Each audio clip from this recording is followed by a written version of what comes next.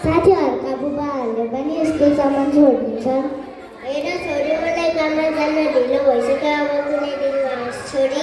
नाइ बाबा नाइ, तपाईँले छोडिदिनुपर्छ। मलाई काममा जान ढिलो भइसक्यो, सुनेन? हुन्छ बाबा। छोरी रुँदै अब स्कुल जानुभयो। अब विद्यालयको कक्षा कोठामा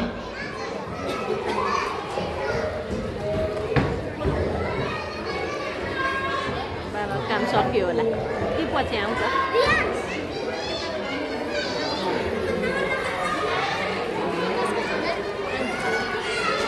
Good morning, student. Good morning, sir. Okay, sit down. Thank you, sir. मैले हिजो गृह कार्य दिएको सबैले गर्नुभयो? गर्यो, सर। तपाईँले कपी अगाडि राख्नुहोस् त। Yes, sir.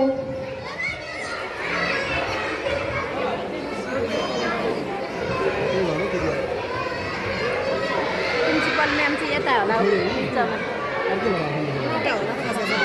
तपाईँहरू एकछिन पढ्दै गर्नुहोस्, म एकछिनमा आइहाल्छु। हुन्छ सर। अब चाहिँ हाम्रो दृश्य प्रिन्सिपल रुमको क्लासमा है। प्रिन्सिपल रुममा प्रिन्सिपल म्यामको क्लासरुम। यस सर। प्रिन्सिपल रुममा पढाएको भयो। भएर सर बस्नुहोस् न। मैले हिजो कक्षा 2लाई गृह कार्य दिएको थिएँ। के समस्या पर्यो र? रियाले आफ्नो बाबा आमाको लेख देखेर म दङ्ग परेँ। के लेखेको त खै हेर। यी हेर्नुहोस् त। ए बाबाले उहाँ लान मानेको थिएन नि त।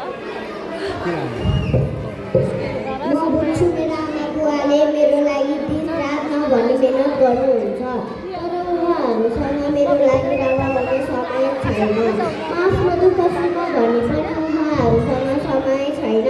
मलाई कति धेरै रुन मन लाग्छ, तर म चुपचाप बस्छु। हे भगवान्, मेरो आमा बाबालाई धेरै पैसा दिनुहोस् है। सायद त्यसपछि उहाँहरूसँग मेरो लागि घुम्ने, हाँस्ने, खेल्ने थोरै समय भए पनि मिल्छ कि। आई लभ माई बाबा मम्मी। ओहो सर, यो त दुःख लाग्दो कुरा छ त। भोलि नै रियाको बाबालाई मिटिङको लागि बोलाउनु होला। हुन्छ म्याम, म अहिले नै फोन गरेर बोलाउँछु।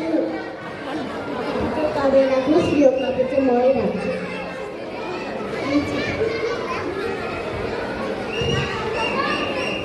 अब बाबालाई मिटिङको लागि बोलाए। क्लास टिचरले प्यारेन्ट्सलाई फोन गर्दै हुनुहुन्छ।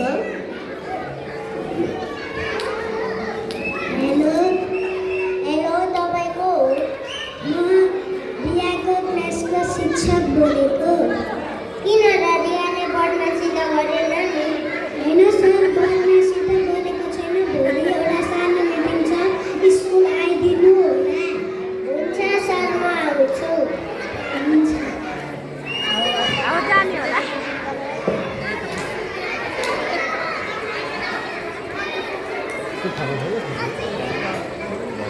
भोलिपल्टको समय यस कवि। नमस्ते सर, बस्नुहोस् त। नमस्ते म्याम र सर। बस्नुहोस् न। आज कसको मिटिङ छ? हेर्नुहोस् त, तपाईँको छोरीले बोल्दैछ। म त पढ्न सक्दिनँ, तपाईँले पढिदिनु होला। हुन्छ, म पढ्छु। मेरो आमा बुवाले मेरो लागि दिनरात नभनी मेरो गर्नुहुन्छ, तर उहाँहरूसँग मेरो लागि रमाउने समय छैन। म आफ्नो दुःख सुनाउँ भने पनि उहाँहरूसँग समय छैन। मलाई कति धेरै रुन मन लाग्छ, तर म चुपचाप बस्छु। हे भगवान्, मेरो आमा बाबालाई धेरै पैसा दिनुहोस् है।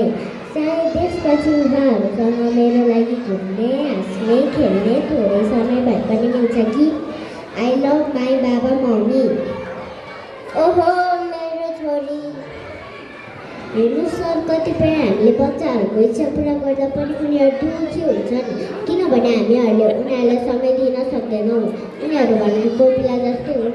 हामीहरूले जति उनीहरूलाई माया, साथ र हौसला दिन्छौँ, त्यति उनीहरू राम्रो हुँदै जान्छन्। त्यसैले तपाईँहरू दुईजनामा एकजना भए पनि समय दिने कोसिस गर्नुहोला। ओहो, मेरो काम गर्दै मेरो छोरीले ठुलोको कुरा सम्झाउन अब म आएँ। हुन्छ। बाबा पश्चाताप गर्दै घरमा जाँदै हुनुहुन्छ।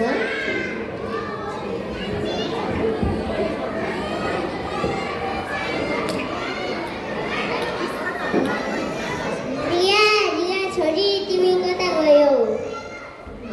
दादा म यही छु, किन कन्ट्री बोलाएको? पारेर सम अब आउने शनिबार हामी घुम्न जाने होस्। छोरा बाबा, हो नि छोरी। थ्याङ्क यू बा।